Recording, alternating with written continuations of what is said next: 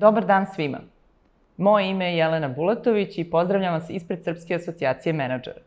Kao bivšem studentu Ekonomskog fakulteta u Beogradu, velika mi je čast i zadovoljstvo što mogu da najavim pokretanje prvog zajedničkog podcasta Srpske asocijacije menadžera i Ekonomskog fakulteta u Beogradu pod nazivom Ekof & Sam Business Talks.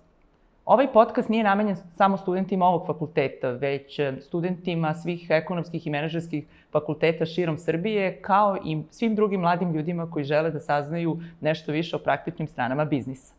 Kroz seriju razgovora sa našim članovima, uspešnim menadžerima i preduzetnicima, pokušat ćemo da vam približimo šta to zapravo znači biti menadžer, kako se rukovodi timovima, šta znači dobro upravljati kompanijom, kako možete pokrenuti sopstveni biznis i razvijati ga, kao i neke druge tajne biznisa i uspešnih ljudi. Ovi uspešni ljudi i menadžeri i preduzetnici koji će biti naši gosti nisu samo poznati po svojim poslovnim uspesima. To su ljudi koji su uvek spremni da odvoje svoje vreme, da podele znanje i iskustvo sa mladim ljudima. Veliko mi je zadovoljstvo što mogu da najavim da će naš prvi gost biti Dejan Turk, CEO VIP Mobile i A1 Slovenija, član upravnog odbora Srpske asocijacije menadžera i menadžer godine 2018.